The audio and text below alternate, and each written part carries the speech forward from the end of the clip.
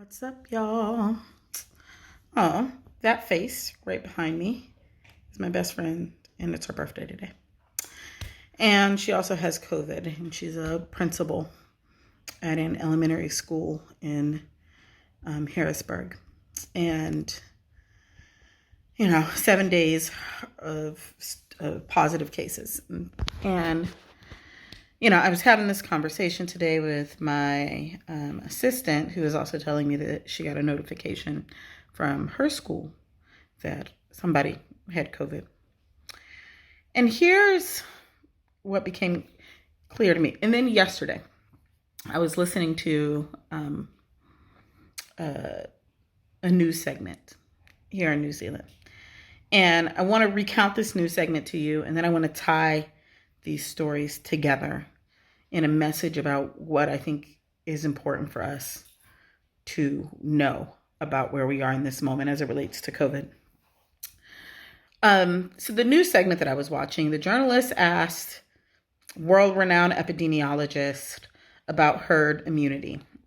And herd immunity is when enough people in an environment, in a society, have antibodies for a virus such that the virus is no longer a threat.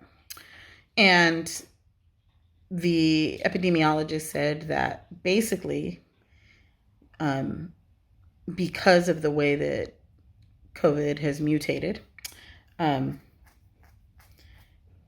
order to keep it from, continuing to develop new mutations, basically you would need 100% of a population to be vaccinated to get herd immunity. And he was like, and clearly that's not possible, right? Like there will be people who are, against vaccinations. There will be people who medically just simply cannot get the vaccination. And so consequently, it's not possible to get 100%. And so, because 100%, actually the question wasn't herd immunity. It was like, what would need to happen for COVID to go away, right? And basically they were like 100% vaccination. Which ultimately is herd immunity, sorry. And if you're an actual epidemiologist, you can feel free to fact check me, because I may get the terms wrong, but the spirit of what I'm about to say is the same regardless of the terms. So what he said was, basically what you need is as many people as possible to get vaccinated, because the reality is that COVID is likely not to disappear, right? Because it's not possible to vaccinate at the levels that would suppress the virus and have it die. It is likely to make a resurgence every year, like the flu. But what is necessary is that enough people are vaccinated such that one of three things happen. Vaccination keeps down the number of infection in the community.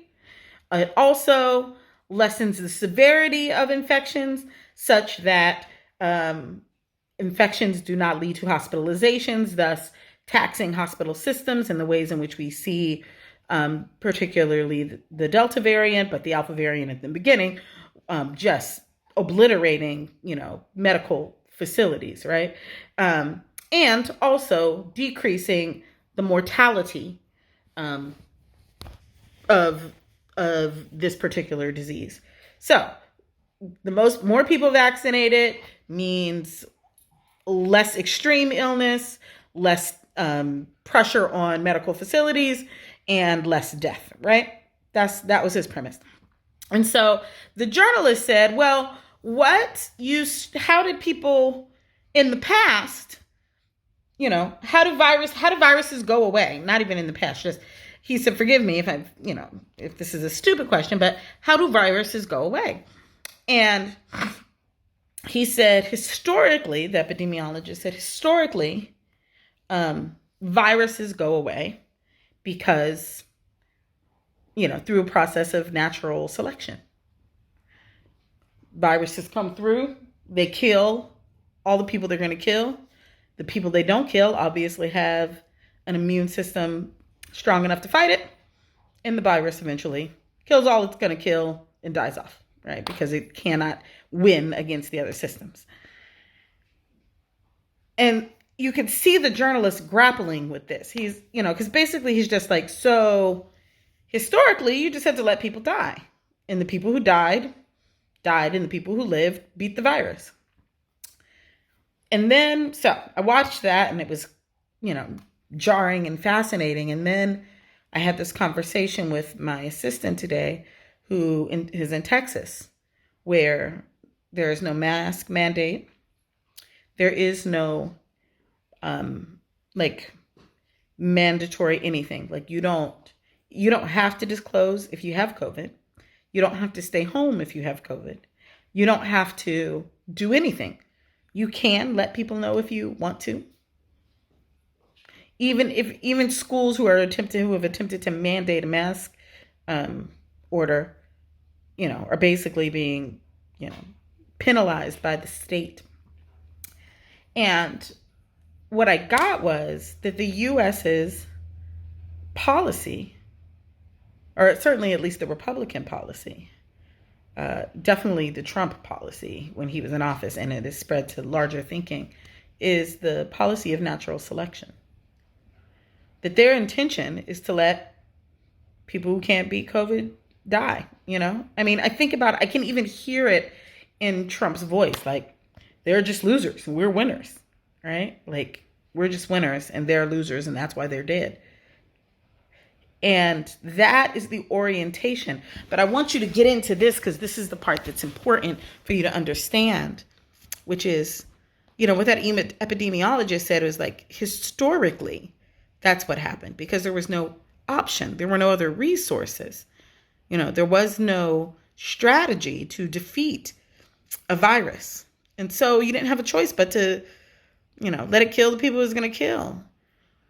But when you are in a modern society and you have the resources to save lives and you opt to let the people who are the most marginalized, the most at risk, the most likely to be sick and die, because all of those things correlate with socioeconomic status, they correlate with race, they correlate with every other indicator of marginalization in our society, then you're no longer talking about natural selection. You're talking about eugenics.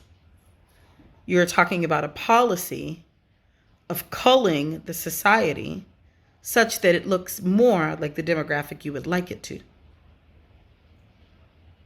It's no longer natural selection. Now it's eugenics. It is an attempt to craft societies by stopping the reproductive possibilities of the people who you would rather die, such that the people who continue on living are the people who you think should live. And in a white supremacist heteropatriarchy, we know who we think. Baldwin! Pardon me while I kill my dog. The intention, sorry, I had to go yell at my dog. The intention is to eradicate the people who they would like to see eradicated anyway, for the purpose of political power. And, and it's interesting because people keep saying, but like, why would they do that? That's their base. They're letting their base die. They know the demographic realities. They know that even if their base dies, the people who are far more likely to die are not their base. And so anyway, I really needed to point that out. I want people to understand it and see it as the policy that it is. It's eugenics. And it's intentional. And, for whatever massive, healthy skepticism I have towards the U.S. government, I have, and towards Big Pharma and all of those other things, I have an even larger skepticism towards anything that would seek to, deny me access and kill me slowly. And that is certainly the thinking of the U.S. on a large scale. And certainly they're thinking of the Republican Party. And so just peep game, be aware, and do the opposite of whatever they're optioning. Yeah. I have another message that I'll leave it later. All right. Bye, y'all.